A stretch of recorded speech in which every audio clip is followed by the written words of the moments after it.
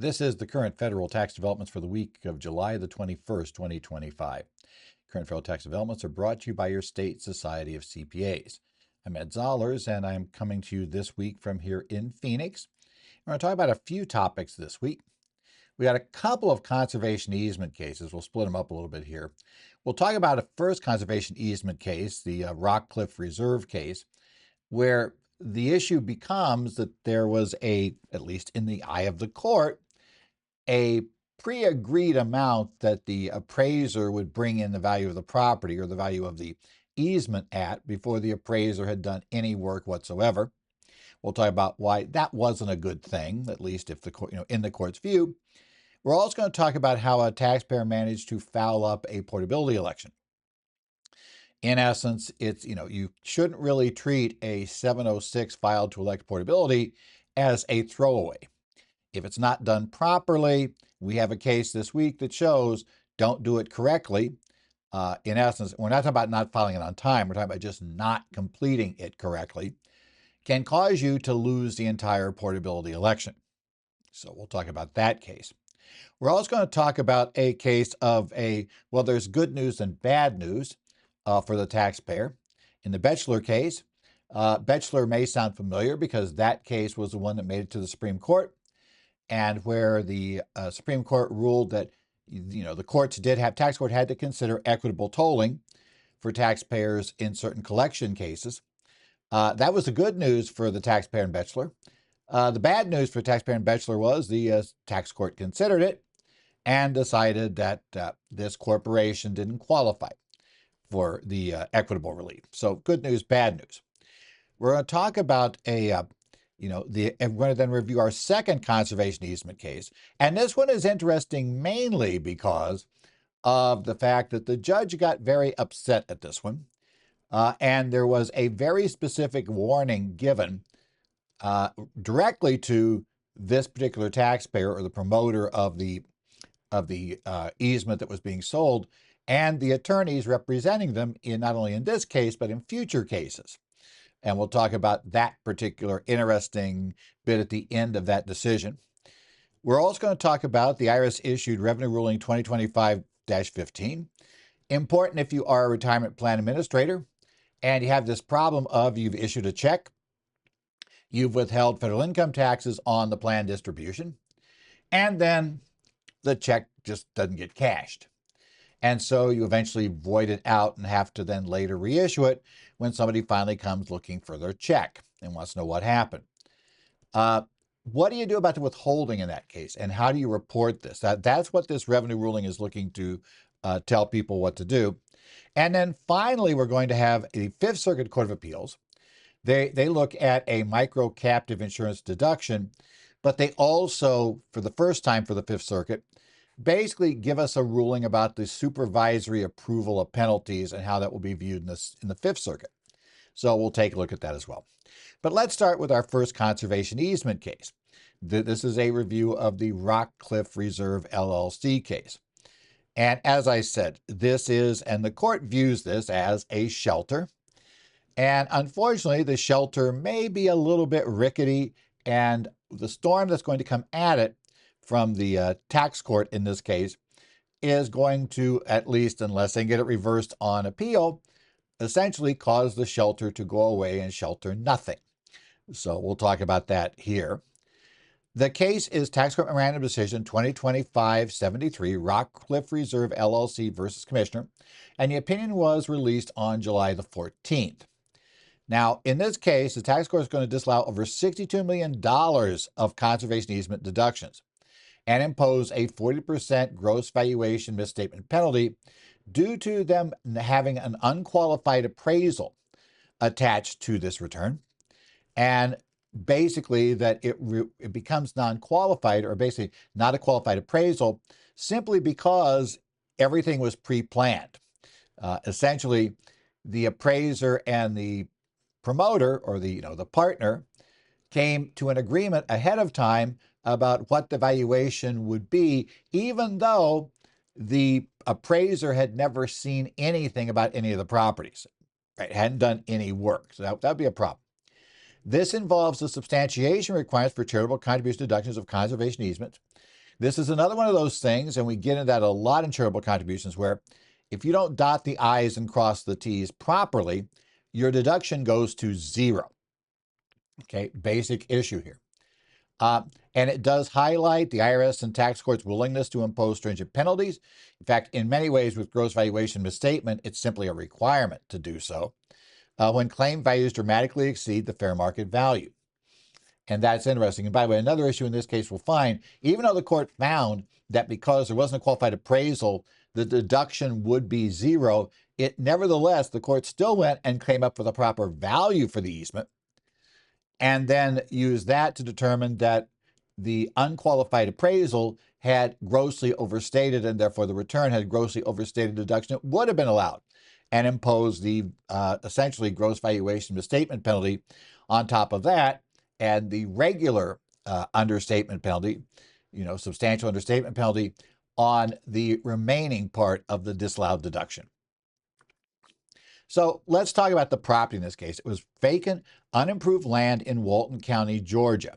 There was Rock Cliff, which was 184 acres, and JEB property, which was about 248 acres in total. So there's the land in question.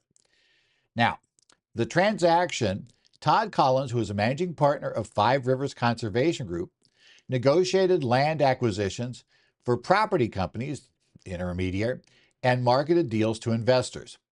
The way this was structured was landowners contributed property to property co's, then sold majority interest to the investment partnership, investcos, right?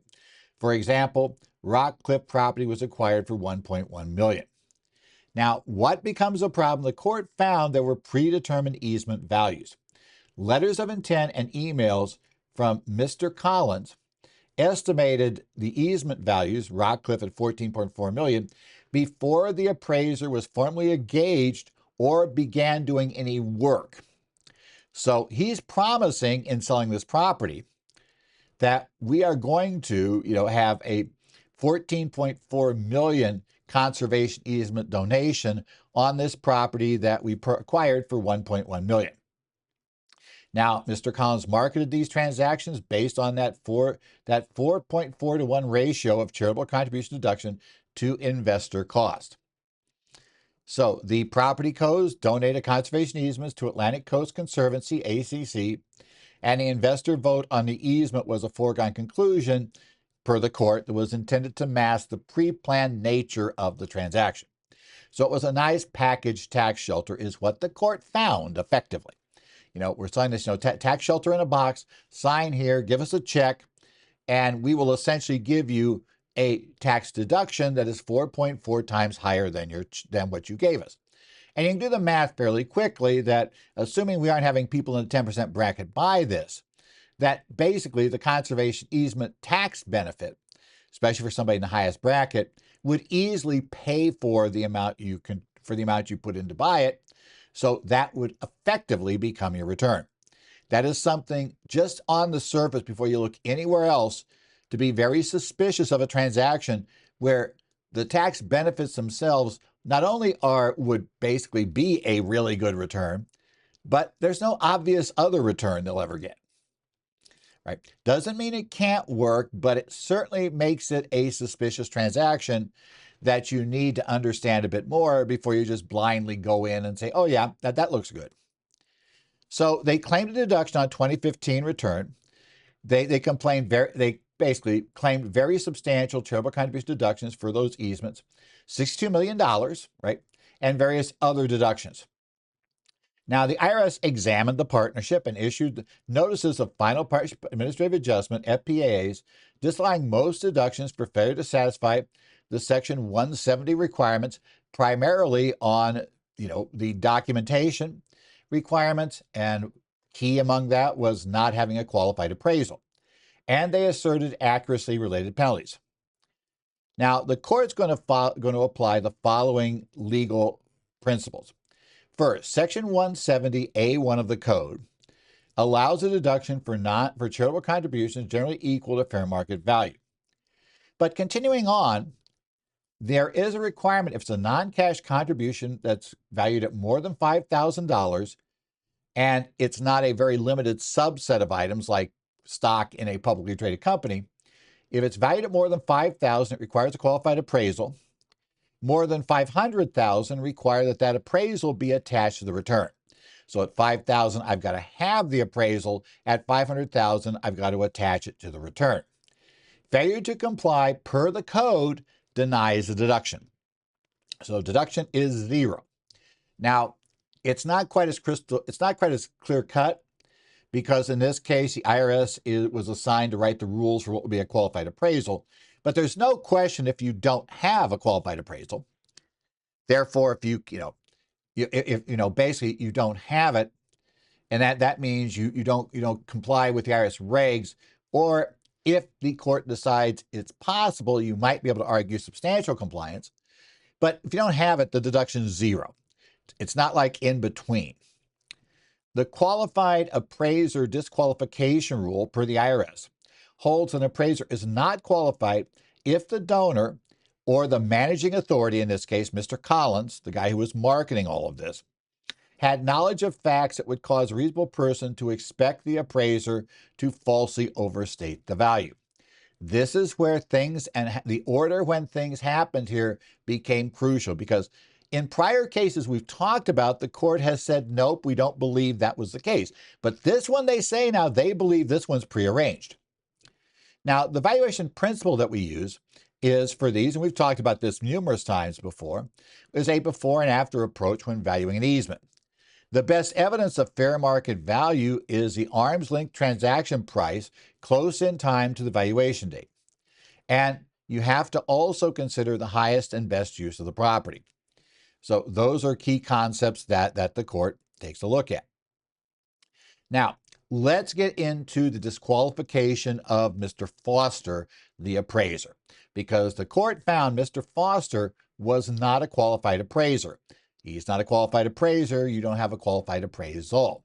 Now, you may remember that didn't disqualify an appraisal, or at least didn't totally disqualify things, for an appraisal related to the art that we talked about with that donation to the Metropolitan Museum of Art. But remember, that had a good faith component. This one is going to be a problem. So Mr. Collins and Mr. Foster had a meeting of the minds on the inflated appraisal.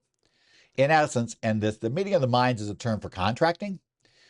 In essence, the contract was to effectively deliver an appraisal that agreed with what Mr. Collins had been telling all of the people he was marketing the plan to. And that was done before any actual appraisal work was done. That is, Mr. Foster had no basis, per the court's view, to actually say that that property would be worth that amount, in essence, that the easement would be worth that much, because he didn't really know anything about this stuff at that point in time, right? Now, Mr. Collins knew the true fair market value, that Rockcliffe was less than 1.5 million and JEB was less than 5 million, but he agreed and, made this agreement for significantly higher values. They said the reason why these values were chosen in the court's view was not because they were truly the values that, somebody just sitting there and having no interest in the game and just looking out there and saying, this is what the value will be a year from now when you give this. That wasn't how it was determined. It was chosen specifically to facilitate a marketable transaction, to get a 4.4 to 1 ratio, not to reflect an accurate appraisal. So based on all of that, Mr. Collins had to know that there was a more than slight possibility that the appraiser was going to come in with a higher than market value. And once the donor knows that, the donor can't use that appraisal. Right? So the partnerships, therefore, were entitled to 0 non-cash contributions for 2015 because they failed to secure and attach any qualified appraisals to the return. Right? We just tossed this one out. There is now nothing attached. And as I said, this happens consistently in the charitable contribution documentation areas. If you don't do it right, if you don't have the documentation exactly in the right structure, your deduction goes to 0. Now, I know a few weeks ago we did have that exception. We talked about to the museum, but that was a case where there was reasonable cause why that, the donor didn't know he didn't have a qualified appraisal. Right. And in that case, the court said, fine. But in this case, the real problem is Mr. Collins, right? The promoter. He knew what had been agreed to. He knew how the agreement had been arrived at. And, you weren't going to get this appraisal is what the court is saying in their belief that you weren't going to get to do the appraisal unless you came back with a 4.4 valuation. There was no reasonable cause defense. And so this gets directly to why in the painting, they did go ahead and allow a deduction for the value, but here they're not going to. Remember, the painting was still a much lower value. Mr. Collins' knowledge and actions, including his understanding of the tax opinions, weren't worth the paper they were written on, precluded any reasonable cause defense. Mr. Collins knew exactly that he needed, to market this, he wanted that 4.4. And he went out and negotiated everything based on that. And yeah, there were problems. And yes, generally the tax opinions, especially when they just assume the appraisal's valid, and Mr. Collins knew they weren't, you can't really rely on any of that. So also for other deductions, those were disallowed, didn't go into a lot of detail, but the taxpayer failed to prove entitlement. Mr. Collins for the partnerships failed to show that. Now, having said the deduction is zero, you might think, well, there can't be a valuation misstatement because, there was no deduction would be allowed. That's zero. But, the court works that one out and says, no, that's actually a different issue. And so they're saying we're still going to figure out, because you claim $62 million. Did you claim a value that was grossly inflated? And the court did determine the correct fair market value of easements. For Rock Cliff, the court determined a value of $960,833, while on the return, the claim value of that had been $14,665,625, slightly overstated. Jack's Creek, because there are 4 different properties here, $1,906,862 would be the value of the conservation easement. There they claimed a value of $19 million, at $19,005,000 there. East Village, the court said the value of that easement was $838,238. The claim value was $16,028,333. And Baker's Farm, the court found a value of $1,074,798. The taxpayer had claimed over $13 million. Because of that, it imposed the gross valuation misstatement penalty under 6662H applied to all the partnerships in this group. Each one of those was a separate partnership. Overstatements range from 740% to 1,908% of the correct value. And you cannot get a reasonable cause defense for gross valuation misstatement. That's one to remember. This is a penalty that can't be waived for reasonable cause. And the 20% penalty under 6662A, was imposed for any portion of underpayment that wasn't due to that huge misstatement. So in essence, the value of the benefit the taxpayers got from claiming the correct portion. That part, which was also disallowed, that also gets penalized, but at a 20% rate, because in that case, the problem was not gross valuation misstatement, didn't put that number on there, that much of it, but rather simply not getting a qualified appraisal. So some critical takeaways here if you're working with your clients to get marketed these. You have to make sure there is no indication of any prearranged or directed valuations. That leads to appraiser disqualification, disallowance of the entire deduction, and your client who invests in the package is going to be one paying the penalties. So, understand that it's important to get clarity about how this was entered into, what exactly happened, and when did you start marketing? When did the first time you started selling this with this 4.4 to 1 ratio? And when did you go contact the appraiser? And when did the appraiser first see any of the properties? Yeah, because, if you put that timeline together, which is what the court says, that's the court's findings here, they're saying that timeline indicates that we started with what I needed to have to be able to sell this thing, and I already had the properties in place, and so we just got an appraisal then to make the 4.4 work. Also, arm's length transactions are key. Recent genuine sales of the property are the best available evidence of the before value for penalty purposes. The court's going to scrutinize transactions to determine if they are generally charitable or primarily tax-motivated schemes. If they are tax-motivated schemes, again, theoretically, we can say that, the charity, would have been, if let's say they had gotten a qualified appraisal and the numbers had been the numbers the court found for the value. People might still have invested for tax purposes, though it wouldn't have been the whole bit then. Remember, you couldn't have gotten everything back from just your tax savings from the lower numbers. So if really there was some valid reason why the conservation easements had ballooned in value so greatly, the values of the property had ballooned in value so much over that 1 year, because remember, because of before and after, what we're saying is the value of the property, because remember, the easement is just part of the property. The value of the property had to have gone at least up to those levels. So if there was a valid explanation, would it still be valid? Probably. But as the court, just thinking rationally about this, if it was knowable that these properties are going to increase that much, who would have sold them at the price they were sold to these guys? That would have really been the issue. And if you know that these guys really are spotting these things and they're selling property, and they're selling these easement deals and they all work out, then you're probably not going to want to sell to these guys in the future. So they come looking for your land. You're going to be like, wait, my land's about to explode in value. I'm not selling it to them for only $1 million, right? I'm going to wait and get the bigger numbers. Remember that claiming values of more than 200% the correct value results in the 40% gross valuation misstatement penalty with no reasonable cause defense. So that's a huge problem, right? You got to watch for that. And tax professionals have got to exercise extreme care in advising on these transactions. Point out to clients all the ways like how this one went wrong. And, and the IRS is definitely going after a bunch of them. So it's not like they're not going to examine it, because we've seen a lot of exams go on in this area.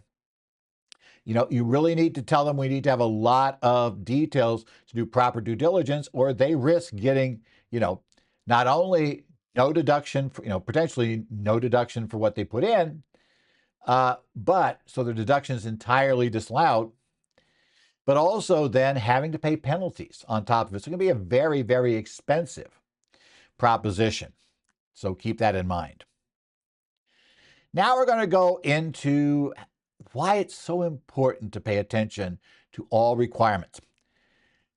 Just slapping together, and I guess that's kind of how you'll phrase it. I think I know what was happening here, but just kind of, it's not good enough. If you believe, hey, all we need to do for portability is throw in a 706, and we're not going to worry much about it because it doesn't matter, etc., and we're just going to kind of, not really, not pay a lot of attention to the regs, and fill out the forms in detail the way they should be done, as the instructions say, and as the regs offer. We're going to just assume we meet every safe harbor. If you're going to do it that way, you might find out when the second death comes that there's going to be a surprise.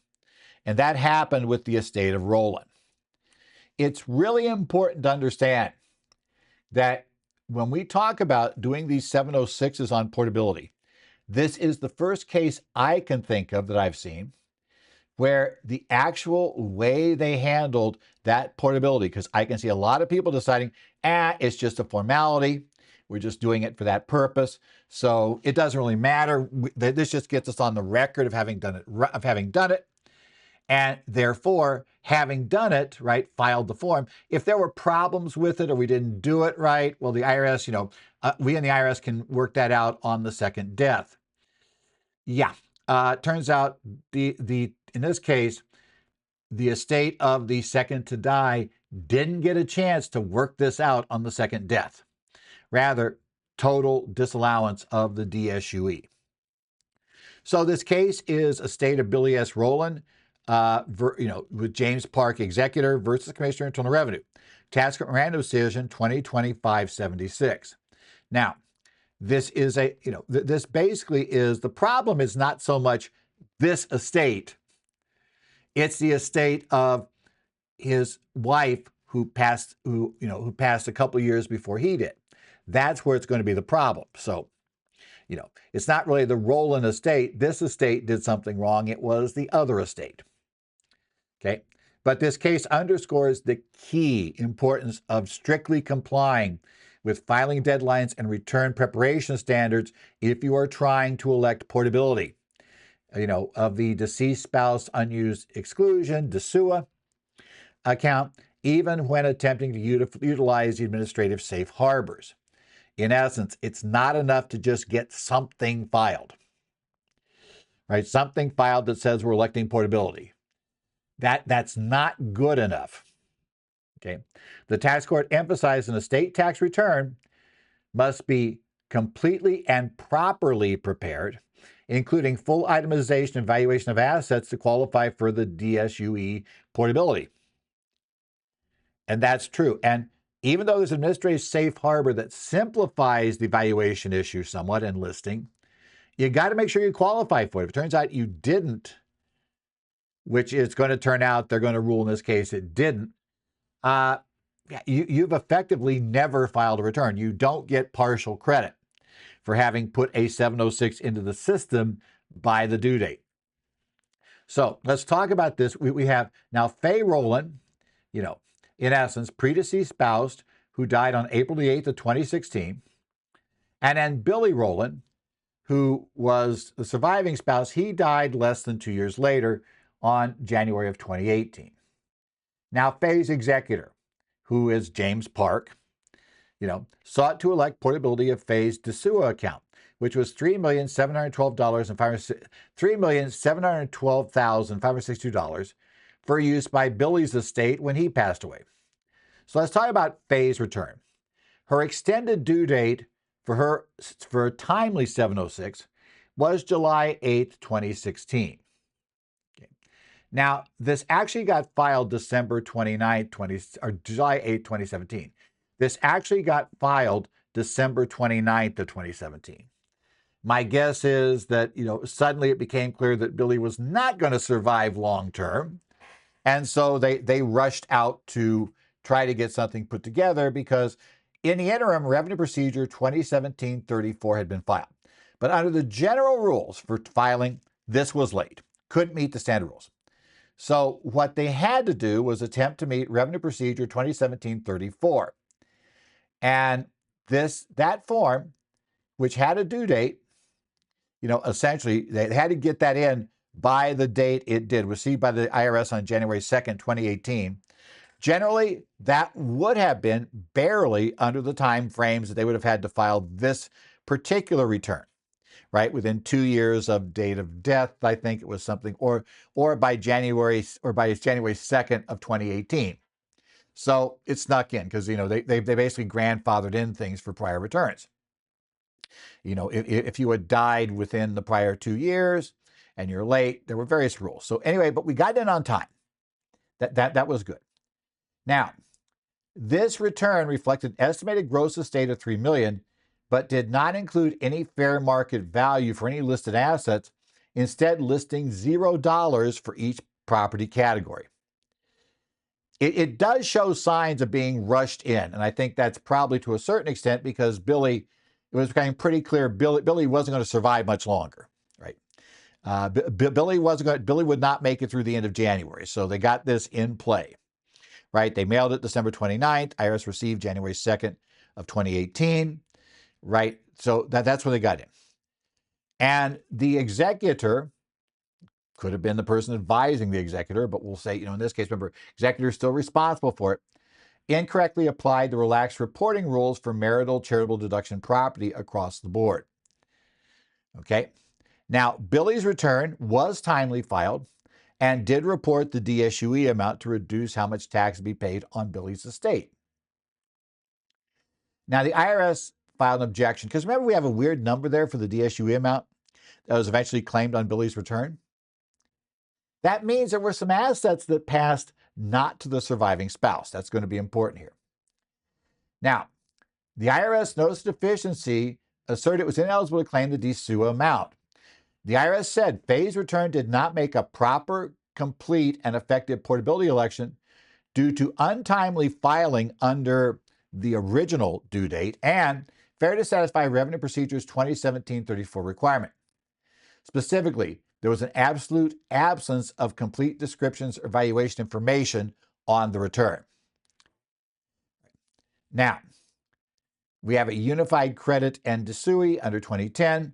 As you remember, under that provision that was added back many years ago, you're able to carry over, right, when the first spouse dies, any amount of their exclusion that isn't used at their death. It has to be theirs, not theirs in the DSUE, right? So we don't get to just keep going it forever. You could, if you can't pile on a DSUE, have them get remarried, and then have them die at the proper time frame, and then pass it on to the next. You can't build them up that way, but you can do it this way, right? So bottom line, they could get it. Now, to get it under the code, section 2010C5A, the executor of the deceased spouse's estate must file an estate tax return computing DSUE amount. The executor makes an election on that return, and such return must be filed timely. And obviously, timely would have been with the extension July of 2017. That did not happen. But Revenue Procedure 2017-34 provides a safe harbor. It allows a complete and properly prepared estate tax return to be considered timely filed if it was filed by January 2nd, 2018, or the second anniversary of the decedent's death. Well, she died, so they really would have had a little bit extra time to file this, right? Because she died in 2016, but it wouldn't have been very long that they had extra time to file it. And I don't believe the original revenue proc, it was actually clear if it would work if you filed it after the surviving spouse died. I did never say it wouldn't, but it could have been some concern. So there probably was a bit of a rush to get it done before, Billy died, to make sure. Now, complete and properly prepared, per the tax court, requires adherence to Form 706 instructions and specific Treasury regulations. Now, somebody's probably going to be thinking, wait, this is just a revenue proc. Those aren't binding like regs. Except in this case, really they are. Why? Because this Rev Proc grants you a right that you don't really have under the reg. What the IRS decided was, generally, they can extend a date for doing something if the Congress provides that date in the statute. However, they decided if no 706 was actually required at her death. So we're going to presume that at her death, her estate was less than the amount that would have triggered the necessity to file an estate tax return. Okay, if that's true, then the IRS says, well, if no 706 is required, then there is no due date in the code that Congress provided. So while if a 706 is due, the date is fixed by Congress when we have to make our election. If no return was due, that then is governed by the regulations where the IRS defined the due date for that return that isn't really required, and there's no due date specified by law, and they could waive that date. Now, and that's part. Now, the regulation doesn't really do that, but the IRS said under the general regulations under 301-9100-2, I believe is the right one, in essence, the IRS can, basically excuse and grant relief because it's a regulatory election. So they have this general purpose regulatory election relief granted if you meet these criteria. In that case, this thing is binding because you have to meet this criteria. They didn't apply for a private letter ruling to ask if they could make a late election, which might be a little tougher to get when it becomes clear that now you know facts you didn't know at the time when you failed to make the election, right? So the safe harbor was better because that wasn't an objection to the safe harbor. You can still make the safe harbor election without doing that. Now, the thing that got them in trouble, though, was, so let's say, Revenue Proc 2017-34, they did file a 706. They did file by the due date on paper that was there. The question, though, was, did they really file a 706? And that gets us to the relaxed reporting rule. This is a special rule found in Treasury Regulation 20-2010, 20-2010, right, for Regulation -2A7II. That rule relaxed detailed reporting requirements for marital or charitable deduction property if the estate is not otherwise required of a return. But this rule does not apply if the value of such property relates to or affects or is needed to determine the value passing from the decedent to a recipient other than the decedent of the marital or charitable deduction property. This was the fundamental problem she faced, right? Her estate faced. Because the problem was assets were going other than to her spouse. That's how you get that weird number. It wasn't prior gifts. It was there were assets being transferred to, directly to a non-spouse that would use up part of her exclusion. So the court found her estate failed to make a proper portability election. So we totally ignore the 706 they filed, at the end of December 2017, received by the IRS of January 2nd of 2018. That doesn't count.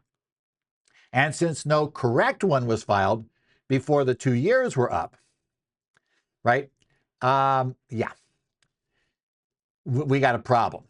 So they can't use the 2017 34 safe harbor. They never filed a correct return. So they failed to complete and properly prepared requirement. No valuation information for each property interest was provided on the schedules. And the executor incorrectly applied the special relaxed reporting rule across all assets. The court found that wasn't a foot fault or who cares? I mean, come on. The IRS will never raise that. I hear that from people all the time when you talk about certain rules. But the problem becomes, what if they do? One thing I have always told every time I'm teaching a course is it's important to know two different things when you deal with the IRS, especially in an exam context, or when you're giving clients advice about positions and the question becomes, what's going to happen? Is this position justified? You need to look both not just at the practical idea, which is where many people stop. I've been in practice since 1982, and I have never seen the IRS question this on all the returns I've done over those years. And I can certainly tell you that. I've been in practice since 82, and I can certainly tell you about rules I've never seen the IRS raise on exam. But here's the catch. You also need to know what they could raise, because it's not really a defense in court to say, hey, the IRS never challenged this on anybody else before. That's probably not going to get you anywhere in the court. And it didn't here. The Rev Proc is clear. And, they're saying, and the regulation was clear. But, I think probably whoever prepared the 706 believed that the big thing was to get something in there by that date. And that, if we happen to get a little bit wrong or it's an error, well, this is really all going to be decided when he dies. So, why worry about all that? That's the problem. Key issue is for relaxed reporting, even for marital and charitable deduction property, that standard did not apply to her trust agreement. The trust provided for percentage distribution to a charitable foundation and Mr. Rowland, with the residue going to trust for grandchildren. You had to know the value of Faye's estate and the property in Faye's estate to properly fund not just Mr. Rowland's, basically the spousal amount, but you had to know how much went to the grandchildren and how much went to the charitable foundation. Right? We had to do that. The value of the marital charitable property relates to, affects, or is needed to determine the value passing to grandchildren's trust. That required a full itemization and valuation of all the property. You needed a full-blown 706. Key, and that's probably the huge takeaway from this. If everything goes to the surviving spouse, then the simplified 706 reporting is fine. But if anything is going to not to the surviving spouse, and it's not a specific bequest. I mean, I don't need to care what the value of the spouse's property is if I'm just told $10,000, is going to go to this grandkid. The value of the property in whole doesn't really matter to that, I guess, except theoretically if the total estate was less than 10 grand. But hey, if that's true, then I think the court's going to have a tough time enforcing, really getting too worried about this, because there wouldn't be anything going to his estate. So yeah, we're not going to worry about that. but that's your problem. But if you do have this where you have a residual going to, and this often happens, right? We're going to pass residual to the grandkids, but we have some leftover that we want to be able to use at the death of the second spouse. So we want to, pick that up and put it on the second spouse. Yeah, it complicates matters. And they caught it in this case, which is also important, right? The court also found that they weren't really sure substantial compliance would apply here, but even if it did, the failure to provide a fair market value for any property item was not, in the terms of the court, a mere footfall. It frustrated the IRS ability to efficiently verify the DSUE amount. Information provided during exam cannot cure this noncompliance. You can't provide the details on the exam of the second to die. You may say, well, that's crazy, that's not fair, but at least currently, per the tax court, that's where we're at. Right? And the court found no equitable estoppel. The court found no evidence of affirmative misconduct by the IRS. The IRS's silence by not complaining about the 706 related to its legal position, not a statement of fact. So, because they tried to claim, well, the IRS should have told us that 706 was wrong, right? They should have told us that we need to put values on it. No, the court's not going to go there. If the IRS ever told you that 706 was fine, that would have been affirmative misconduct, right? They led you to believe it was perfectly correct. They directly told you it was perfectly correct. That's different than just not telling you it's not. But if they had firmly told you it was fine that way, there's no problem, these rules are perfectly okay, and they're never going to do that. But if they had, that would have allowed an equitable estoppel claim. So the court granted the commissioner's motion for partial summary judgment, which essentially threw this part of the dispute of the estate out and said there is no DSUE. Faye's return failed to make a timely DSUE election, meaning Billy's estate could not port it. So that whole amount goes off Billy's 706. Now, there are still other issues going on in this case, because that's why it's partial summary, but we got rid of that one. So the key implications: got to make sure you get things timely filed. Always true, right? Again, we know for sure that if we don't get it timely filed, right, our DSUE election won't be valid. Now remember, however, if you do miss the original filing date and you miss the special relief, which now is actually 5 years after date of death, the IRS still has the authority if you get a private letter ruling, but you want to make sure you get that ruling to make your DSUE election valid from them. Make sure the 706 is complete. Portability return, this ruling makes it very clear, strictly, it's got to be, complete and properly prepared. That includes providing the necessary fair market values for all assets, not just estimates. Unless we're in the case where everything, it was the I love you will. Everything went to the surviving spouse, right? That's the case. Right? The relaxed reporting standards for meritable charitable election property is highly limited. It will not apply if the value of that property affects any other beneficiaries. So if there are fractional shares or residuary bequests, right? We have to divide it between, let's say, the amounts going to the surviving spouse in trust with a Q-tip election attached, and amounts going to other beneficiaries that are using up the exclusion, right? And that's got to be determined by looking at, if we're going to have 25% go to the grandkids and 75% goes to the other trust, then we got to know the 100% number in completely. So that's also a problem. You can't cure non-compliance. Any substantial omissions on the original return, like the missing valuations, cannot be cured by later providing the information on exam. You have lost the ability to make the election. Remember, the key thing you're trying to defend here is the right to make the election. So it's not really, the election requires full disclosure in the form the IRS requires for the 706. And if you don't do that, then we have a problem. Now, a little more interesting question might be, because the revenue proc is what they used, would they have had a better chance had the original return been filed on time?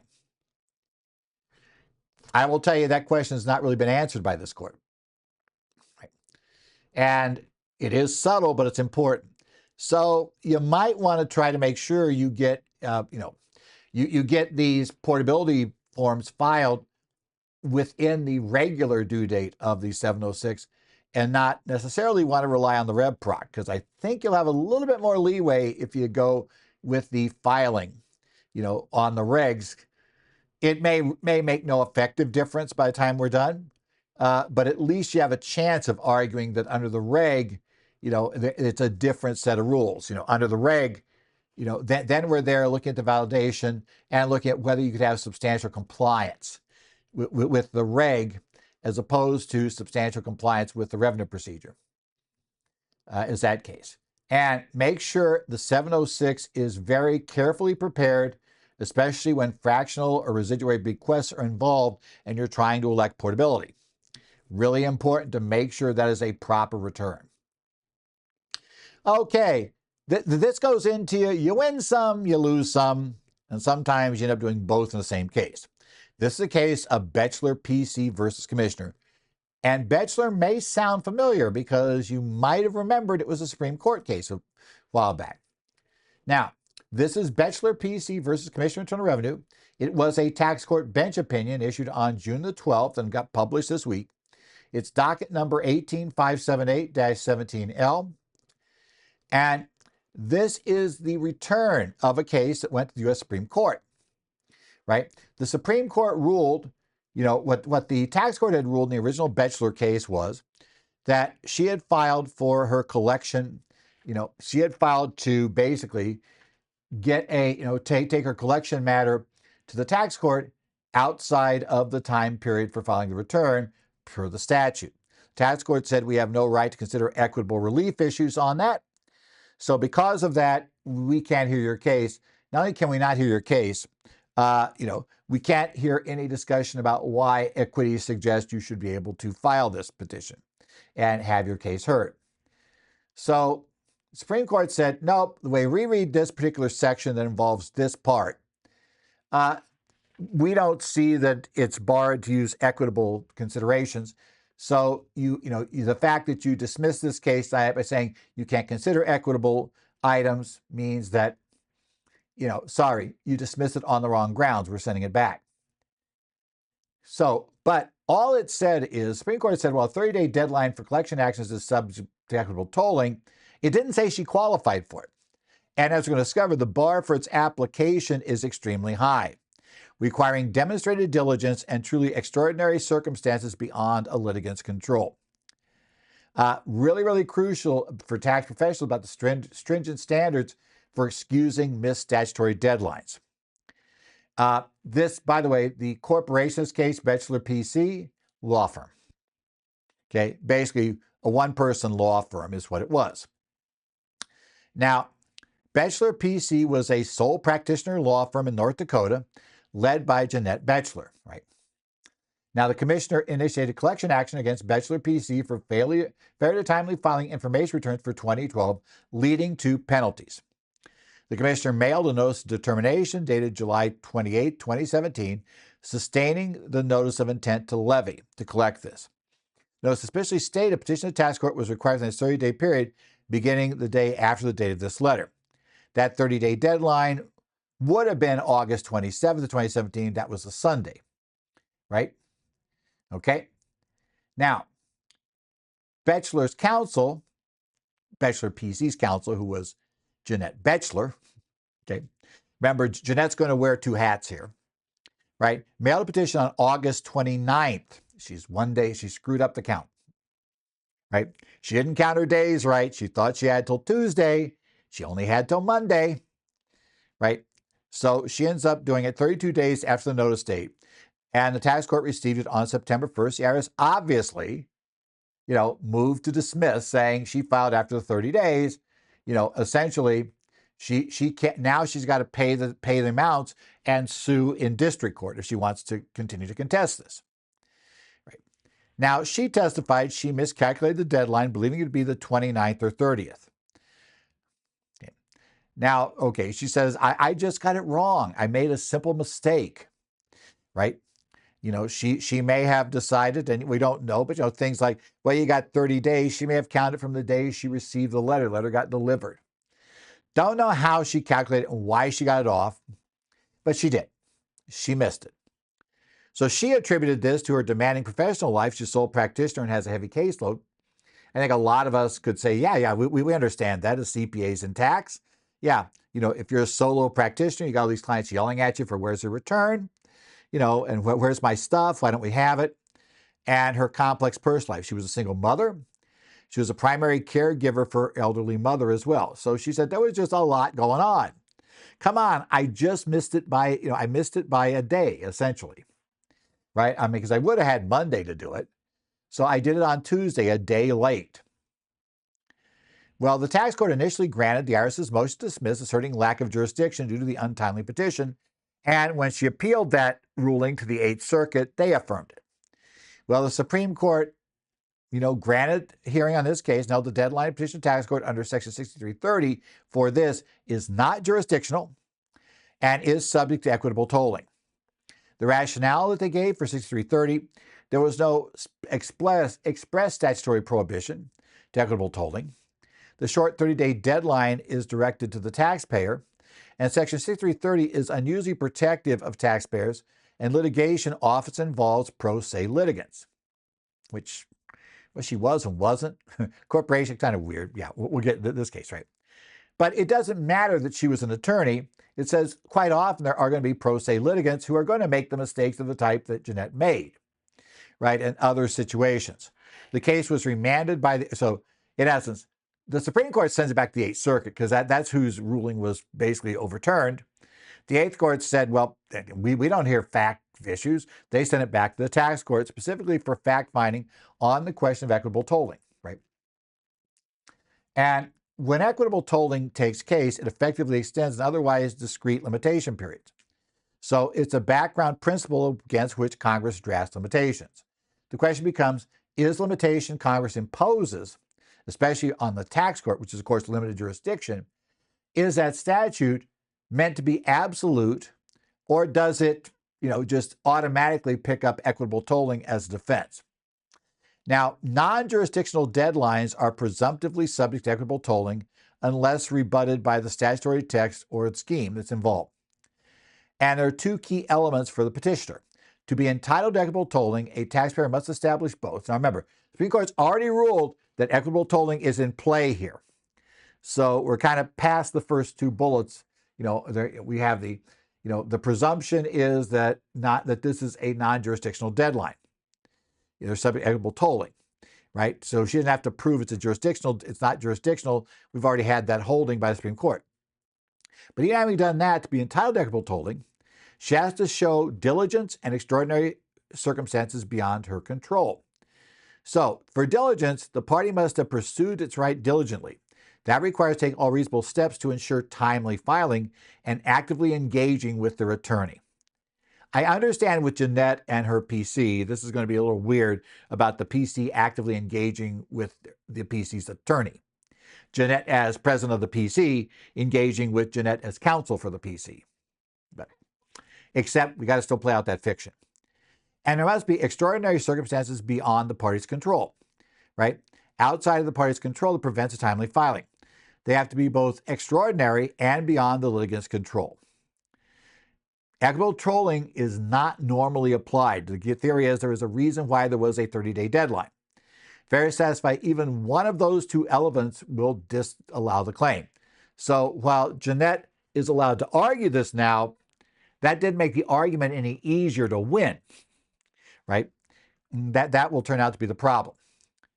Now, the court found she failed to establish the first key of diligence. They found no evidence that Boechler PC diligently pursued its rights. There was no evidence that Ms. Boechler, the attorney, Ms. Boechler as president, followed up with her attorney, Ms. Boechler as attorney, or staff to ensure timely filing. And it really would have required action by her, to have done something to make sure things got filed on time. We'll be there.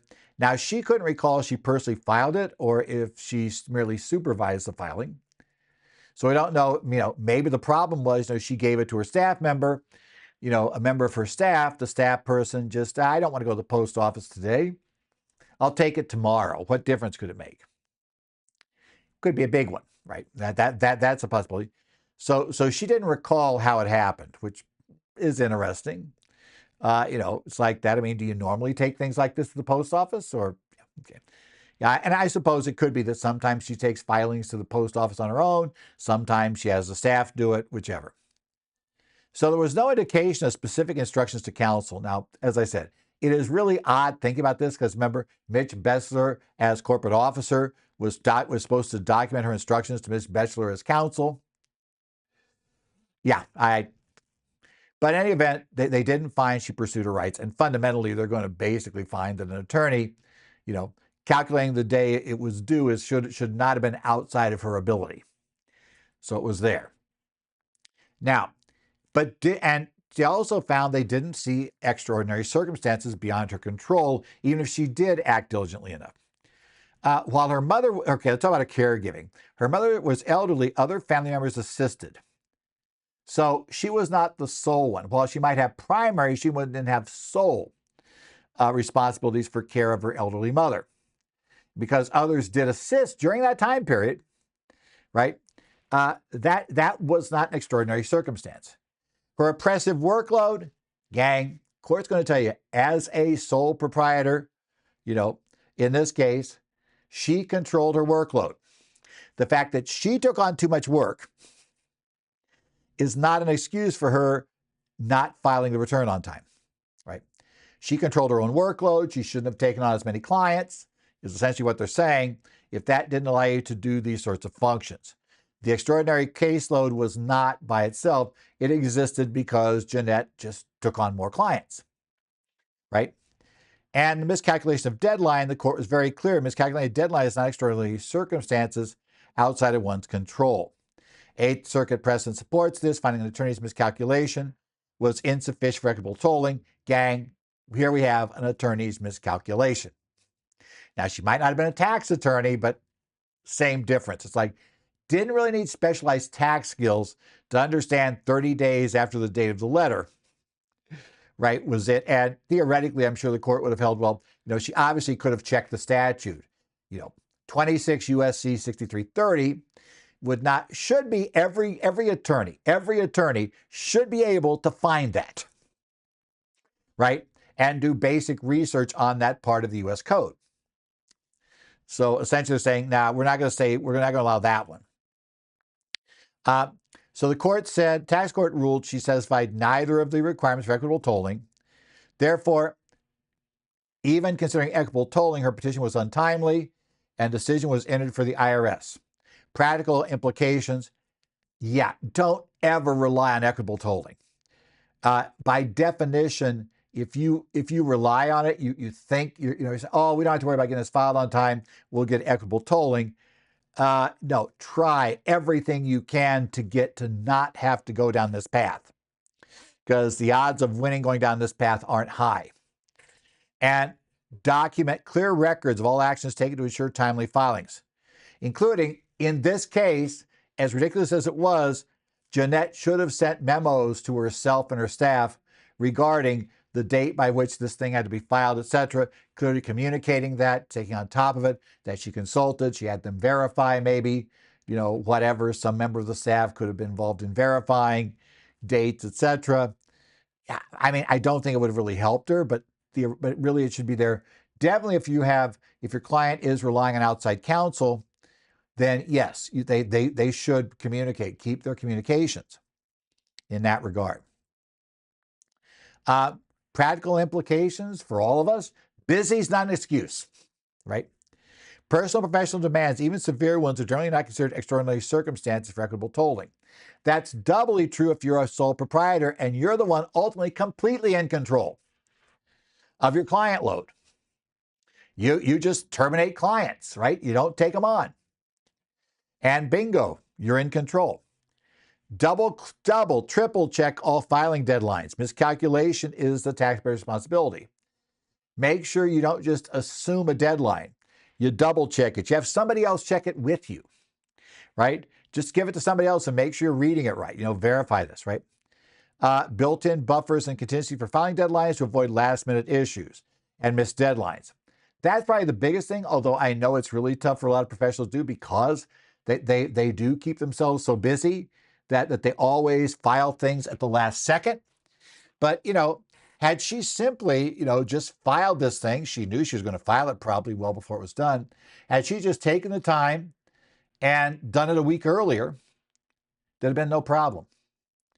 There is always dangerous when you decide you're going to file something on the last day to give yourself that extra, day or two to do something. If it backfires, you're in trouble. Next. Now, this case to me is not so interesting for the facts. It's going to be another conservation easement case with the result that we've seen multiple times before.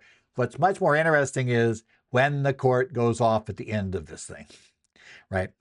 Okay, so it is Veribest Vesta, whoever decided to name that thing, LLC versus Commissioner, right? In this case, there is a huge warning added at the end of this case for anybody considering litigating a conservation easement where it's fairly easy to suggest that the court is likely to find that you wildly misvalued the property.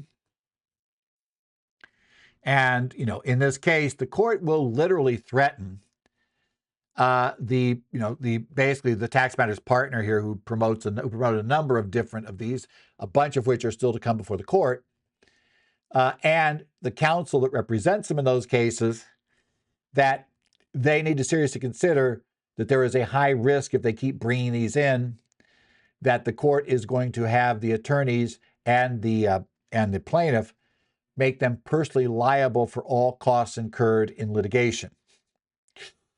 That's a big warning. So let's take a look at this case. Right.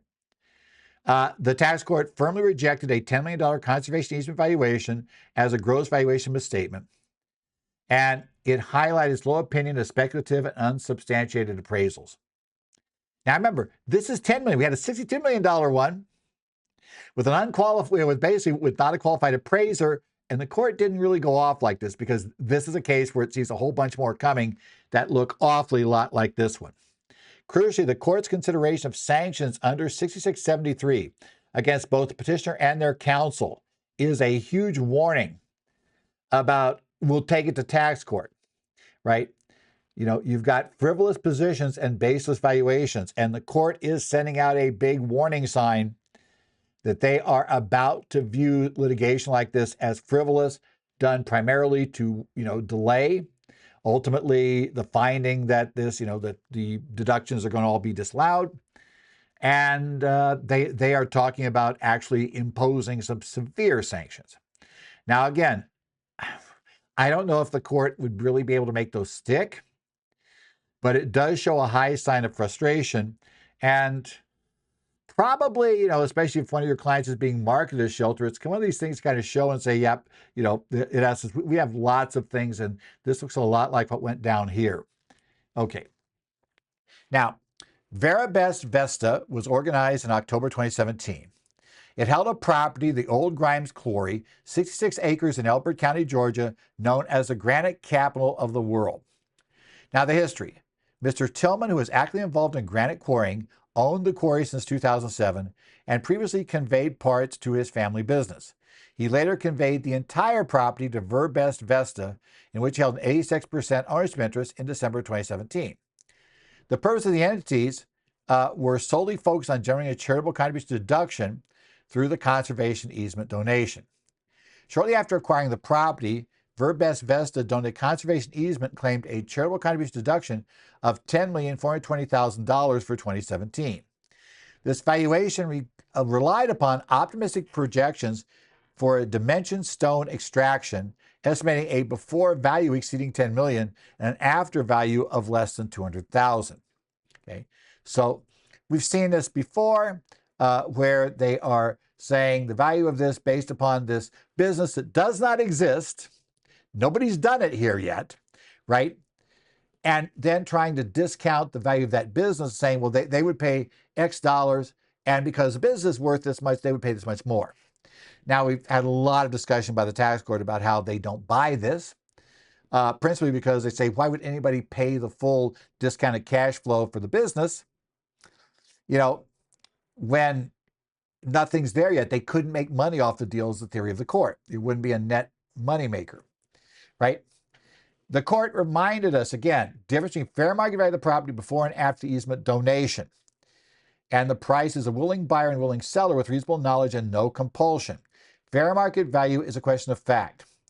And the highest and best use, which is what they try to get these theoretical businesses under, they're saying the reasonably probable legal use that is physically possible, financially feasible, appropriately supported, and results in the highest value.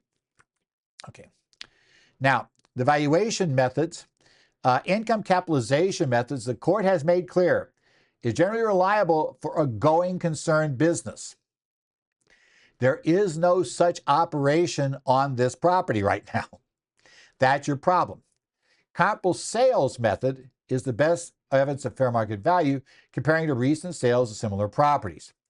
The court has previously rejected the income capitalization method for a theoretical business, right? That doesn't do it. Now, the gross misvaluation penalty, we've already talked about that.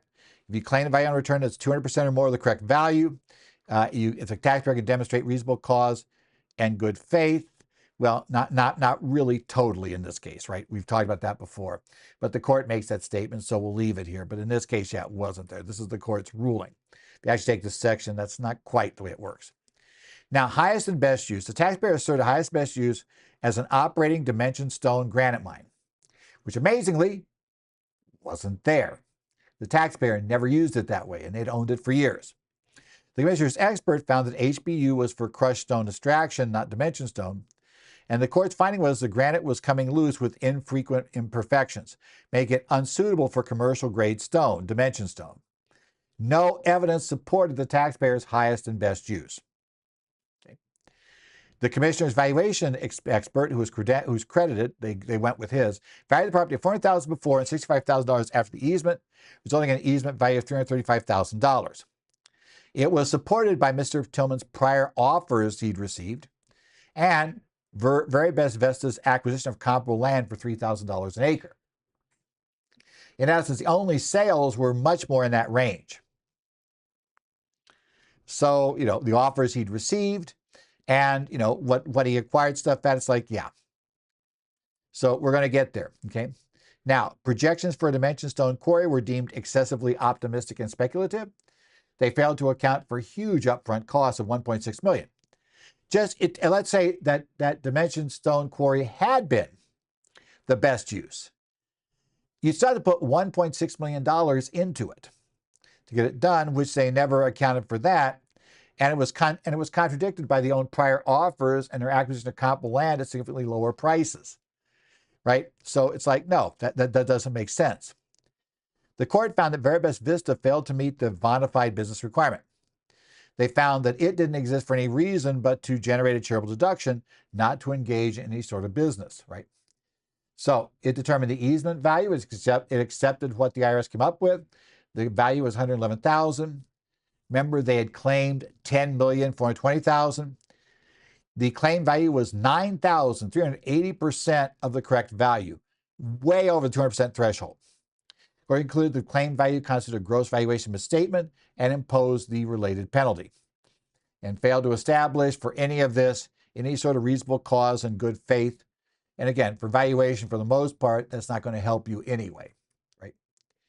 Now, the commissioner also requested sanctions under 6673 to both the petitioner, Veribest Vesta LLC, and its counsel. The court explicitly stated it will hear further from Commissioner's counsel regarding the imposition of Section 6673 penalties against the petitioner and their counsel. The court specifically noted that there was a ton of wasted time for a lot of parties, and while the attorneys for the plaintiff were getting paid, the attorneys for the government were getting paid too, there was a huge waste of court time, and there were witnesses that were required to travel to the court location, to testify about various facts that had to, basically give up that uncompensated to come in. And they said, we want to seriously consider this, and very carefully warned about, that those future cases, just be very careful there, right? Conservation easements are a super high risk area. If you haven't gotten that idea yet, you should. Overly optimistic projections or valuations not grounded in reasonable assumptions and market data will be rejected. Highest and best use. must be objectively supported by the property's characteristic and market reality, not merely speculative plans that don't currently exist. We got to have something better than that. Market data will be the most important thing.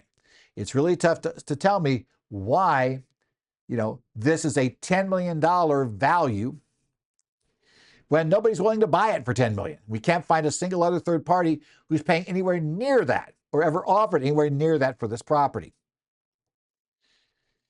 And, let's be honest. If it really was worth $10 million and we could sell it for that entire amount, would we really be making a charitable contribution of it? And would people be buying it to contribute it? If in fact we know, we buy it today and it's going to go up by nearly 10,000% in value, would you really say, go ahead and contribute to charity? No, I'd say sell it. I want that return. So that's part of the problem. Beware of tax product entities. And that's kind of what this got called by the court. An entity formed solely to generate charitable contribution deduction, lacks a bona fide business purpose. They're highly vulnerable to challenge. The tax court has said it's going to be much more willing to impose Section 6673 sanctions directly on counsel for frivolous positions. So there is professional risk for advisors. And again, if your clients offered something like this, be very, don't just accept things at face value. And I would always warn a client. I remember an attorney years ago who was offered up his client wanted to get in this tax shelter that they were telling him was going to save him this huge amount of money. And, the attorney, and so, he asked, well, is this a good thing? The attorney, and he said, well, I really can't, I'd have to study it in detail to figure it out. He said, well, they got this legal opinion from another attorney. That's good enough, right? He said, okay, tell you what I could do. I can study that legal opinion in detail and tell you if I believe it would be reasonable to rely upon it. But I'll tell you what, it's going to take, because you notice how thick it is, it's going to take me many, many hours to go through and fully analyze it. You will pay for every one of those. And I will tell you right now that I have gone through those, more than one for previous clients, those sorts of opinions. And I have yet to find one that actually could be relied upon. Your choice. But you're going to pay me up front for the time it will take me, to go through that thing. And I'm telling you, I overwhelmingly believe the answer will be sorry, doesn't work. It's your choice. Needless to say, the client decided not to, not to invest in it and not to actually pay the attorney to go through it. Okay, let's talk about Revenue Ruling 2025-15, right? This helps if you're a retirement plan administrator, right? It allows you to withholding and reporting for uncashed retirement plan distribution checks, right? What happens when you send that check out and the participant never cashes it or loses it or puts it away in a corner, whatever. So somewhere then they finally uncover it probably a year and a half later. Okay. Well, this is the clarification for plan administrators and tax professionals regarding what happens. Let's say that had withholding on it. There was a 1099-R. What exactly do? We issued a retirement check. We, sent the withholding to the federal government. And then the client, and then the former participant doesn't cash it. Right. So what do we, and then eventually we have to replace that check. It establishes this ruling basically the initial reporting obligations are final once remitted, regardless of whether the check is actually cashed by the recipient. So, right, you can't file a claim for refund because the recipient never cashed the check. Right, you can't get that withholding money back. Okay, the scenario they lay out is they're going to have an employer, they call them M. Employer M is the plan administrator of Plan X, which is a qualified employer-sponsored retirement plan under 401A. Standard profit sharing / 401k plan, defined benefit plan, we don't really care. It's a 401A plan. Individual C is a U.S. person with accrued benefit $800 in Plan X. No withholding election or investment in the contract has been made, right? So there's that. It didn't have withholding election made. There was no investment in the contract. His initial distribution was made by the plan to C in 2024. The employer, M, the plan administrator, initiated $800 designated distribution. Federal income taxes were withheld from that distribution as required in Section 3405. The withholding was remitted to the U.S. Treasury. And check one, the first check was for the remaining balance, was mailed to individual C. That check was not cashed within 6 months of its issue date, right? So now it's too old, it's stale dated. So the sponsor canceled that check after 6 months. Subsequently, the employer essentially issued and mailed check 2, representing the accrued benefit at the time of check 2's issuance, net of any Apple withholding, right? Now, in this case, though, individual C did not accrue any additional benefit under the plan after the initial distribution. So what that means is, upon subsequent reissue, his accrued benefit was still $800. Does the employer have a right to get the first withholding back? Does the employer need to recompute withholding on the second check, or now compute withholding on the net check, again, and withhold again? I mean, what do they have to do about it? How they have to deal with that? It's going to issue a check. How do we work that? Okay. Now, generally, 3405 requires federal income tax withholdings on designated distribution or qualified plan. The administrator is generally responsible to make sure that happens. Now, what they hold is there is no adjustment or refund for withholding on the first check. Any adjustment would be under, an adjustment would be under 6413A. An adjustment would allow you to apply it to the later run. That's not available. Because remember, under our facts, the plan sponsor withheld the exact amount required and remitted it. Adjustments only apply if more than the correct amount was withheld and reimbursed, or if an administrative error occurred, neither of which happened in this case. Now, for refunds, those are justified under 6413B or 6414. And again, it rules that's not available for that first check. These sections apply, either one of them, only if the amount paid to Treasury was in excess of the amount deducted and withheld by the employer, and it wasn't. What was transmitted was exactly what was withheld.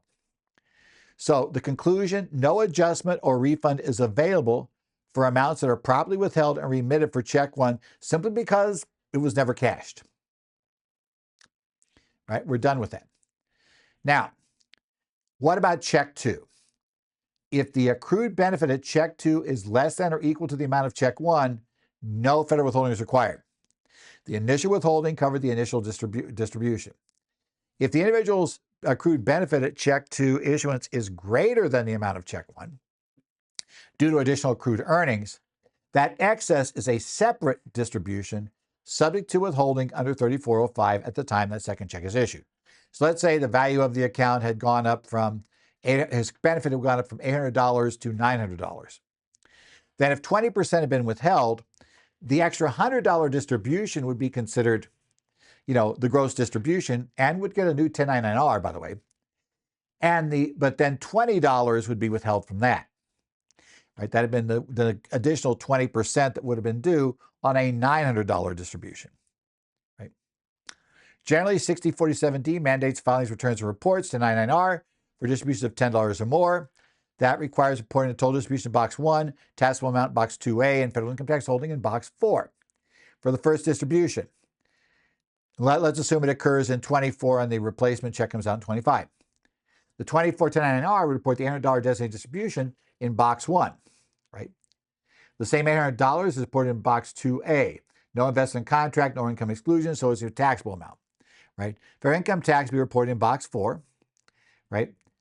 And reporting requirement applies regardless of whether check 1 was returned as undeliverable or remains uncashed. 1099-R still must be issued. If you have issued that check out to the beneficiary, you have, attempted the delivery, and you've made the withholding, 1099-R still goes out. You can't say, please send us back to withholding. That doesn't work. Check 2. If your accrued benefit is less than or equal to the amount of check 1, nothing goes on a 1099-R. So if he puts a replacement check out in 25, the balances have not changed. There is no 1099-R for 25. Right? If the individual accrued benefit at check 2 is at least $10 greater than the amount of check 1, that excess amount will trigger a 1099-R for the year 2, for the check 2 distribution. So you would have had a 2025 1099-R in my example of $100, $100 gross distribution, $100 taxable distribution, $20 in federal tax withheld. Right? So key holdings here, no adjustment or refund is available for amounts that are properly withheld and remitted, even though the guy didn't get the check, and in essence, it was undeliverable, whatever reason, or they just didn't cash it. Withholding for the second check applies only to the excess amount if the accrued benefit is now greater than it was when the first check was issued. You always must report the full designated distribution for check 1 in boxes 1 and 2A under these facts for 1099-R for 2024, and withheld tax in box 4, even though you know the check's never been cashed. You still have to report it, right? And reporting for check 2 only applies if basically to the excess amount. So again, you have to have more than $10 additional distributed. And if that's true, then there will be a second 1099-R issued for that second distribution. So again, and this just clarifies, because there was some confusion by people, and people were trying to claim refunds and stuff and pretend that first check was never issued. And no, you don't wipe that first check off. The act of properly withholding remitting tax on a retirement distribution effectively completes the initial tax event for the plan, right? Irrespective of whether the check ever gets cashed. That's simply the way it is. A subsequent increase in accrued benefits due to earnings will trigger a new withholding and reporting obligations when you reissue. But if you don't have that additional earnings, you're just reissuing essentially the same check, there's nothing to report on the second distribution. Okay. So, key issues and takeaways. Plan administrators should always complete Form 1099-R and remit withheld taxes promptly for the initial distribution, even if they anticipate the check may go uncashed, right?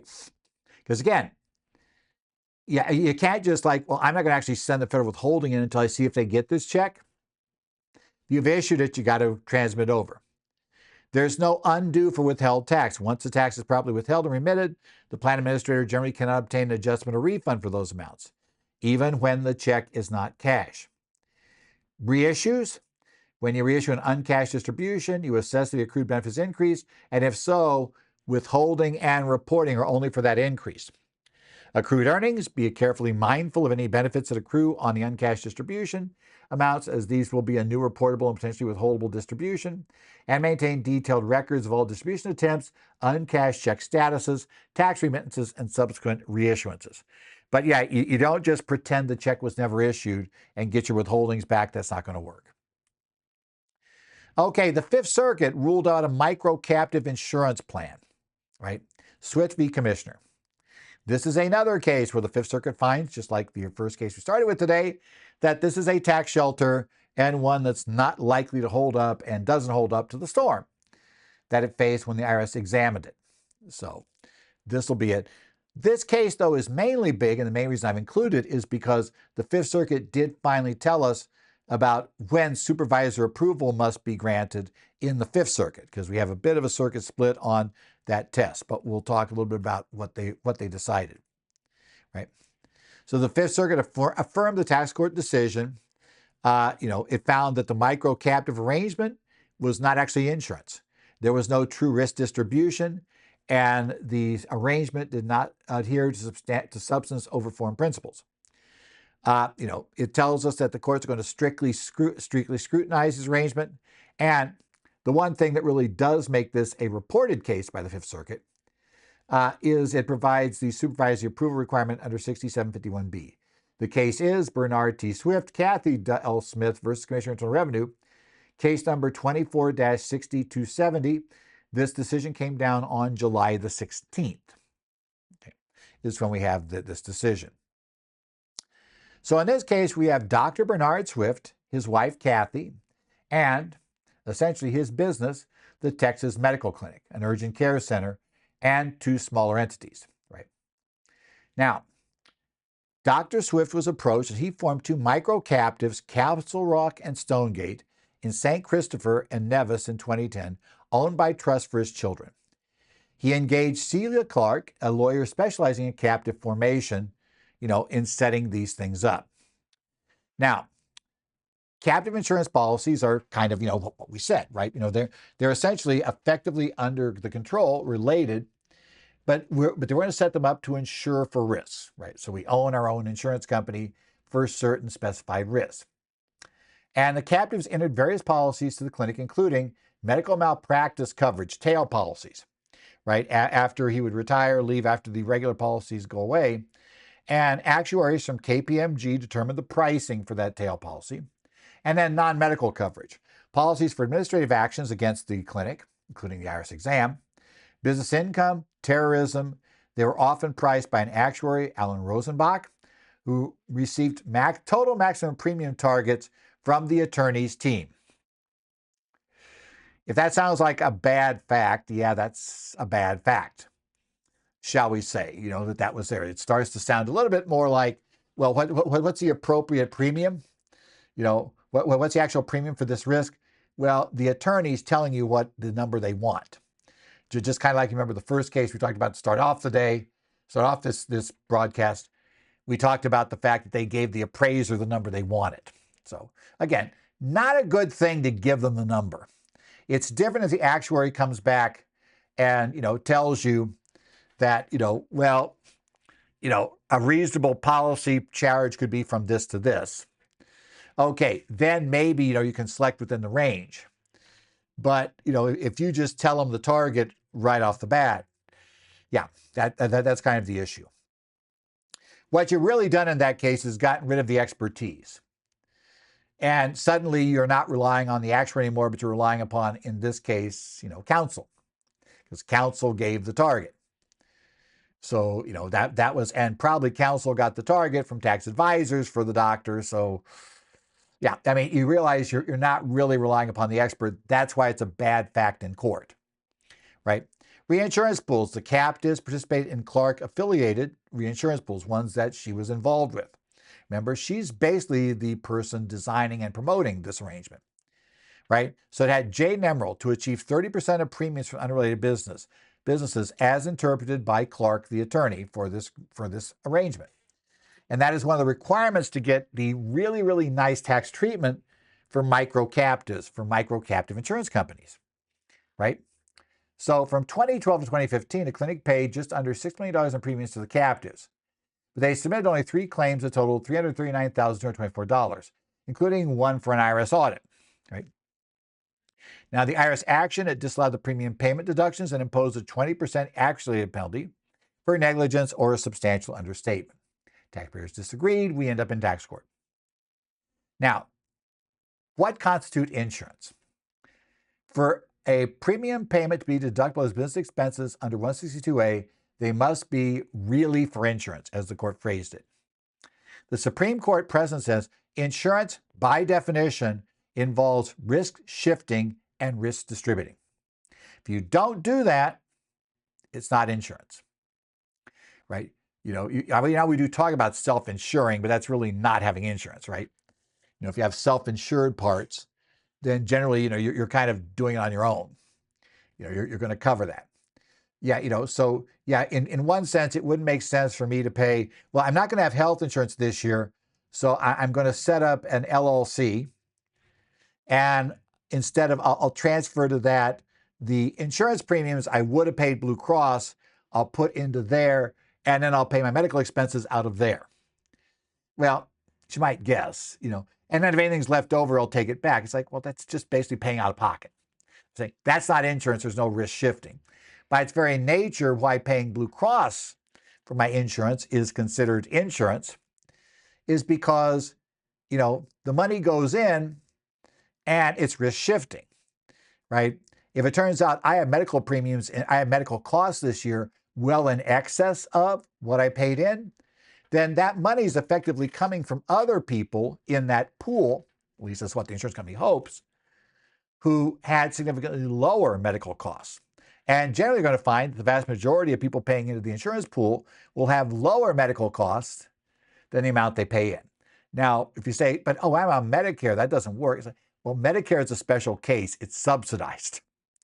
So that's not really the cost of the insurance. Over time, you expect to pay in with insurance, with the law of big numbers, you would expect to pay in, on average, the average overall for everybody is that they paid in slightly more than what was paid out for benefits. So you expect to be worse off. Always have fun explaining that to people. But you expect to be worse off. But you're okay with that because while I could be a little bit worse off every year, which I can handle, what I couldn't handle is having to pay for a quadruple bypass out of pocket. That would be disastrous. So I will accept a small loss every year, right? Or it could be a loss all the way up to the whole premium. But I can afford that premium, right? I can't afford the quadruple bypass, paying totally out of pocket for the surgeons and the hospital time and rehab time and all that other stuff. So that's why I have insurance. Now, the tax court put the criteria. These are the 4 they'll generally consider. Is there risk shifting? Did the insured transfer a risk of loss to the insurer? So the risk has moved, like I said, with Blue Cross, the risk of that quadruple bypass, which is highly unlikely I'll have this year, but the risk I might have it has been moved from me to Blue Cross, right? Risk distribution. Blue Cross, in this case, did the insurer, Blue Cross in my case, distribute the risk among a sufficiently large group of independent risk, relying on the law of large numbers to predict losses? And yes, they do. There are a lot of people insured by the Blue Cross I'm with here in Arizona, right? And that law of large numbers is done so that they are okay with the risk that they're going to get from me way less than the cost of that quadruple bypass, because other people will fill in. And I will tell you now, reveal it for myself, that only 1 year, and I've been insured by effectively Blue Cross Blue Shield of Arizona effectively for my entire life except 1 year. It goes way back. My parents had a policy. The firm here I started with had that. I'm still on a policy with Blue Cross. And only 1 year out of that entirety was there ever a year where my medical expenses were greater than what Blue Cross paid. In fact, in most of those years, Blue Cross paid extremely little or actually nothing. Right. But again, I'm covering for those quadruple bypasses. For people that had quadruple bypasses, so they're not totally destroyed by having that happen. It must be a genuine fortuitous risk of loss. It's not risk shifting if there's no real risk or the risk is wildly remote, right? And it must resemble the commonly accepted notions of insurance. My case, Blue Cross, clear risk shifting, clear risk distribution. It's a genuine insurable risk. A lot of that going on. Yeah, we have lots of medical insurance sold out there. And it's under commonly accepted notions, right? So we have that. It resembles what we expect to have. Risk distribution is essential. The micro-captive does shift the risk, right? But, we may say ultimately it doesn't because it's all really, the doctor in this case is the problem, but it does shift the risk. But the fact is there's no distribution among others. The insurer, that's not really distributing risk, right? So that's the problem. Now, the tax advantage being a micro-captive, which you'll find under 831B, is premiums under a certain threshold, $1.2 million for the years it issued, are not taxed at the captive level. Clearly issue. $1.2 million could go in to pay for premiums in a micro-captive, and no tax will be paid by the micro-captive, and that can lead to effectively tax-free income if the insured can deduct it. So we're getting a deduction and we're pushing it away into the micro-captive. So yeah, it's like, wow, we're like, this is working kind of like a retirement plan, except there aren't all those nasty other rules, right, that come with it. Now, the tax court and the Fifth Circuit came to an identical conclusion in this case. The captive arrangements failed to show risk distribution, right? So they took a look at the direct policies. What is their risk distribution? In this case, for medical malpractice, the tax court found the number of unrelated risks, 199 physicians at the relevant exposure unit, was insufficient for the law of large numbers to predict losses. 199 is not really enough. Blue Cross has way more than 199 people they're insuring. If they could only insure 199, they wouldn't really be in that business, right? That'd be kind of the background, if that was the entire pool. And compared to cases like Rent-A-Center with 1,000 employees and vehicles and stores, where sufficient distribution was found, the captives' expected losses were deemed to be too unstable. That made it not really insurance. There wasn't risk distribution, right? It was going to be super feast or famine. And I have a feeling it's pretty much planned to be feast, where the micro captive just keeps all this money. Okay, deductibility. For premium payments to be deductible as business expenses, they must be really for insurance. So we kind of already talked about that. Whoops, went the wrong direction. So what about risk distribution through the reinsurance pools? Because this is where the argument's going to come. Yeah, we understand that our own, the only one directly with us are there, but we're also buying a reinsurance pool to provide coverage in case somebody in our group gets this. And, we pool that risk with a bunch of other companies, right?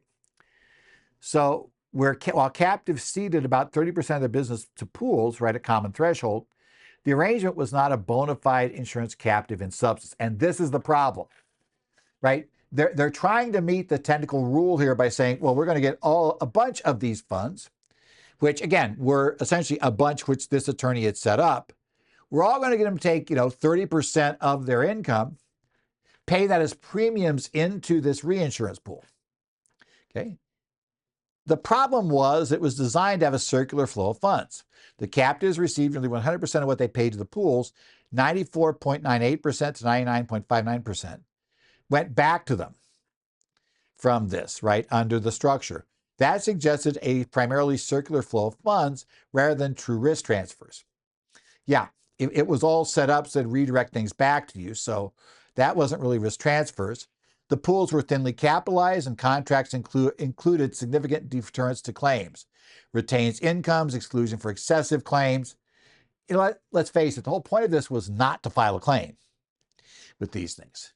So, they had ways so somebody couldn't get in the reinsurance pool and, and then say, well, I'm just going to take the money from the others. Now, you couldn't do that.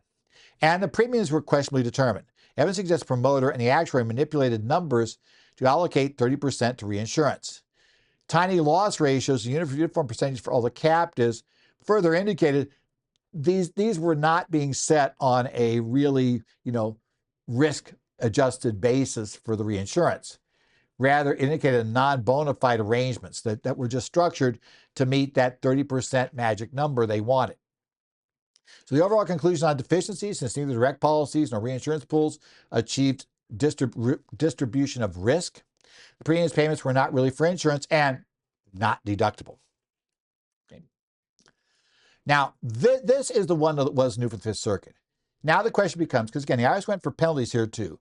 Whether approval was required before an initial letter recommending penalties or before the notice of deficiency. In a matter of first impression in this, a reported decision by the Fifth Circuit, it held that approval is required before the assessment of the penalty, or if earlier, before the relevant supervisor loses discretion. That typically occurs when the notice of deficiency is issued, right? So, since the supervisory approval was obtained before the issuance of the deficiency notice, the statutory requirement was met. So basically, in the Fifth Circuit, as long as IRS can show that the supervisor approved, gave the required written approval of the, of basically the penalty before a notice of deficiency was issued or a similar item was issued, right? In essence, at a point where the supervisor still had discretion, it hadn't been thrown into the greater world and going through the rest of the IRS process, that'll be your test. So it's not just when the first time that the agent mentions they might be assessing a penalty. Reasonable cause and good faith defense. The burden of proof is on the taxpayer. Reliance on professional advice can be a defense. The advisor is independent, competent, conflict-free, and the taxpayer provides all necessary information, relies in good faith. Okay. Number one, this goes back to neonatology. Clark could not be used for reasonable reliance. She was an attorney.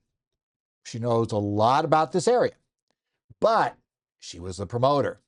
Because she is the primary promoter, basically, that is considered to be a conflict of interest that a reasonable person should immediately see, right? In order for her to, basically, the theory is whether or not it actually influences her, which is not really the question, but it's pretty clear that she only gets paid if you get to yes. So that puts an influence on her to answer yes, that this works, this works, this works. That's not necessarily true if you just went to, like, talked about the attorney. I talked about, who had the client bring in that letter from the shelter's attorney saying how wonderful, that attorney's letter, the shelter had the opinion. That's different. He went to that attorney. That attorney was going to get paid regardless of whether he said it works or it doesn't. That's the problem. The promoter does not have that conflict of interest. Remember, a conflict of interest is not just does it influence your decision making, but in essence, if it looks like a conflict, it's a conflict. That is the rule, basically under Circular 230. That is the rule. That's the rule the tax court will apply here. That's basically the rules under all codes of conduct. We're not just going to take your word it didn't influence you. We're going to look at objectively, would a reasonable person have concerns that it could influence you? So can't rely upon the attorney. There was no evidence that they relied on anybody else, right? They had the actuaries, Swift's own accountant, and KPMG for the overall arrangement.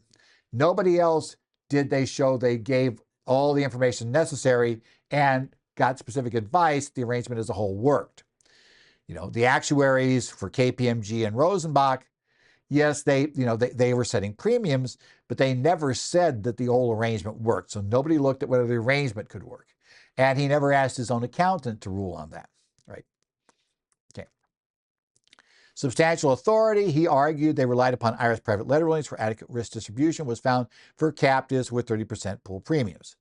And my suspicion is that that's heavily what was being relied upon in designs of this were those old PLRs. But the court found that PLRs were materially distinguishable because they presupposed a bona fide insurance arrangement, right? Basically, you have to understand a PLR does not rule on facts. It will simply, you will stipulate facts, right? So it presupposed bona fide insurance arrangement, that was the problem, and recognized actuarial techniques. And those factual questions, not the legal questions, PLRs decide legal questions, the factual questions underlying it were the issues in dispute. So because of that, there was no substantial authority. And remember, no reasonable cause, no substantial authority, substantial understatement, your goose is cooked on the penalty. You're done, right? So the Fifth Circuit affirmed the tax court decision upholding the disallowance of premium payment deductions and the 20% actually related penalties. The critical takeaway, courts will look at substance over form. That's really important.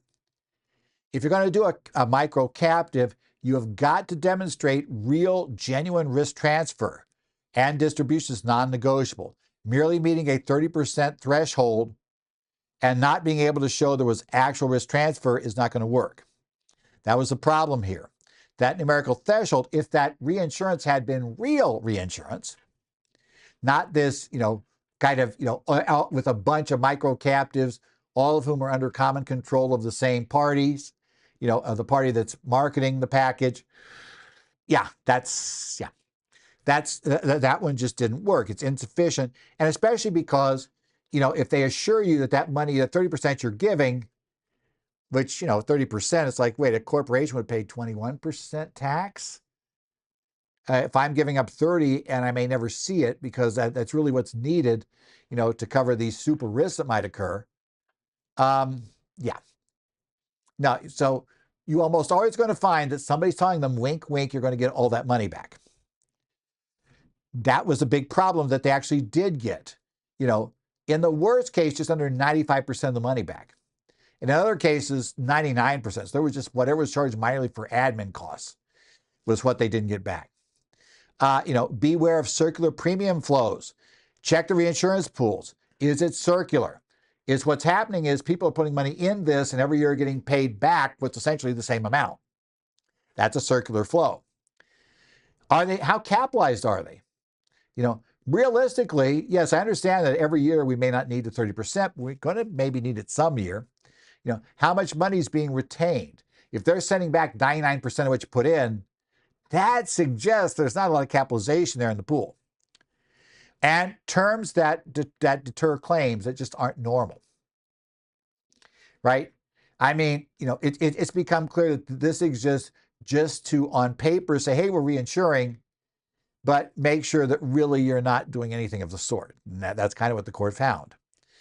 Everything needs to be arm's length. Premium setting, claims handling must reflect commercial arm's length dealing, right? And that's difficult with common control. You got to be squeaky clean there, and obviously this was not found to be. For practitioners, remember, remind your clients in every marketed tax program, they absolutely will not be able to rely upon the promoter, even if the promoter is otherwise a qualified tax professional. The promoter is otherwise totally competent to provide provide guidance on that issue. If they're promoting the package, that is, the payment arrangement is such that they don't get paid unless you buy the package, you're going to have to look elsewhere for essentially reasonable cause defenses based on reliance on a professional. That professional is off your list of who you can rely upon, or anybody hired by them, okay, in that sense. Ensure there's documentation proving the business purpose, actuarial soundness, and arm's length nature of the activities in any reinsurance arrangement. We need a lot of documentation of those things. And remember, the IRS really does look at this area, so don't consider it something you can just ignore. This has been Current Federal Tax Developments for July the 21st, 2025. Again, we will be returning next week, hopefully with the new developments in there. So we'll talk a little bit about what happens in the coming week. If you have any questions, Ed Zollers, currentfederaltaxdevelopments.com. That's my email address. You can try to submit a question there.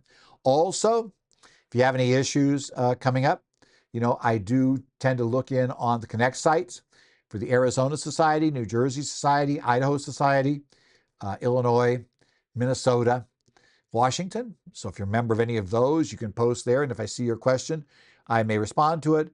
But otherwise, hopefully you'll have a good week coming up for taxes. We're heading here toward the end of July. So we're going there heading to August, which is the month Congress takes off, which is always good news. There won't be legislation for that month. So, and a lot of Washington takes off. So we expect a kind of lesser period for guidance in that period. But so we're coming up on that. So we may see a few things kicked out toward the end just before they all disappear. We'll have to see what comes up. But otherwise, we will see you next week for whatever happens in the coming weeks in the area of current federal tax developments.